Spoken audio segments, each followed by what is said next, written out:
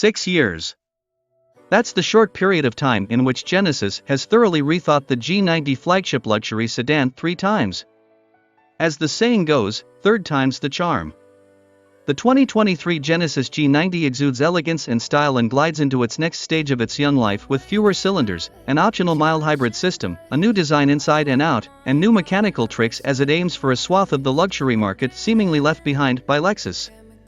The base 3.5-liter twin-turbo V6 with 375 horsepower and 391 lb-ft of torque hooked to an 8-speed automatic is found throughout the Genesis lineup.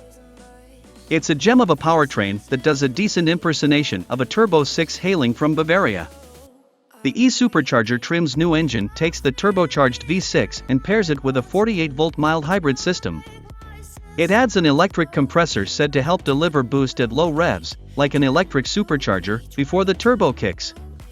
Genesis rates the whole shebang at 409 horsepower and 405 lb-ft of torque. For those keeping track, it's down 11 horsepower but up 22 lb-ft of torque over the V8. TLDR, the smooth power delivery and build of the outgoing V8 is missed. And this complicated powertrain felt like proof the G90 should have just gone all electric, which this platform's capable of doing. See the 2023 Genesis Electrified G80. The G90 has enough power for swift highway passing maneuvers, but it never feels like there's over 400 horsepower and 400 lb-ft of torque on tap. The reason? The G90 weighs in between 4,861 and 5,192 pounds. Put 2 adults in the front seats and it's nearly the weight of a base Chevrolet Tahoe. The electric assist is smooth and the power transitions are seamless. But strong jabs of the throttle require the transmission to kick down 1 or 3 gears, which it does so in rapid succession. Ironically, the luxury flagship's largest downfall is its ride and lack of control. The tested E-Supercharger model featured a multi-chamber air suspension system paired with adaptive dampers. The ride is floaty, uncoordinated, and at times feels boat-like. My wife, who experiences motion sickness, quickly noted the Genesis was making her feel ill on the highway in comfort mode. Sport mode's firmer suspension tune helped, but takes things a half step too far for true old-school Lexus LS-like ride quality and day-to-day driving. The rear-wheel steering system, that is the highlight of the smaller G80 Sport, is one of the G90's downfalls. It can turn the rear wheels up to 4.0 degrees opposite the fronts below 37 miles per hour and up to 2.0 degrees in phase with the fronts above 37 miles per hour, and while it shrinks the G90's footprint around corners, it can exaggerate the G90's uncoordinated feeling. It's hard to not understate the latest G90's elegance and presence.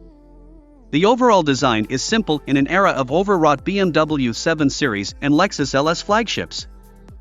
The front end is low, and yet obviously it still meets pedestrian crash test standards. Eat your heart out, BMW. That low front end gives way to a simple clamshell hood that wouldn't be out of place on a $1 million Aston Martin, and the front and rear horizontal LED lighting are distinctive and jewel-like. The tall greenhouse is refreshing in an era of small glass windows and high beltlines. The Germans should take notes, because inside the G90 features buttons, knobs, and hard controls in a digital era where someone told someone the largest iPad slapped on a dashboard wins. Knobs feature fine texture detailing while every surface is soft, and many feature fine stitching. Genesis isn't relying on cheap gimmicks or a flashy crystal ball here. Hint, look at the smaller GV60 for that. It all just feels and looks like simple yet upscale pieces that belong in a lounge. Those looking for cheesy carbon fiber or ridiculous amounts of wood will need to head to other showrooms, as this is a calming interior made for relaxing cruises from point A to point B. But some of the G90's interior functionality is compromised. The touch-sensitive pad on the 2-spoke steering wheel can lead to changing songs by accident just with a graze of a finger. The 12.3-inch digital gauge cluster's layout is baffling in its formats and information displayed, limited to the driver assistance system status, trip computer, or a map. It all feels like a waste of digital real estate.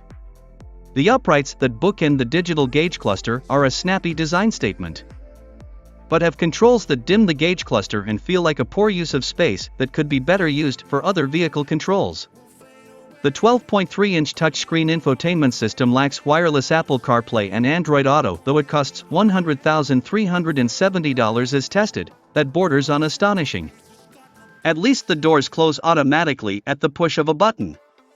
The 2023 Genesis G90 costs $89,495 in base form, so it isn't quite the value play it once was. But even at $100,370 as tested, the latest version of the young luxury automaker's flagship feels like it's punching above its class. It's not so much that the G90 is offering features competitors lack, but that it's doing so with the kind of class that BMW, and even Lexus, seem to have forgotten while leaning into both style and substance. Now, give it the electric powertrain it deserves and refine that suspension, Genesis.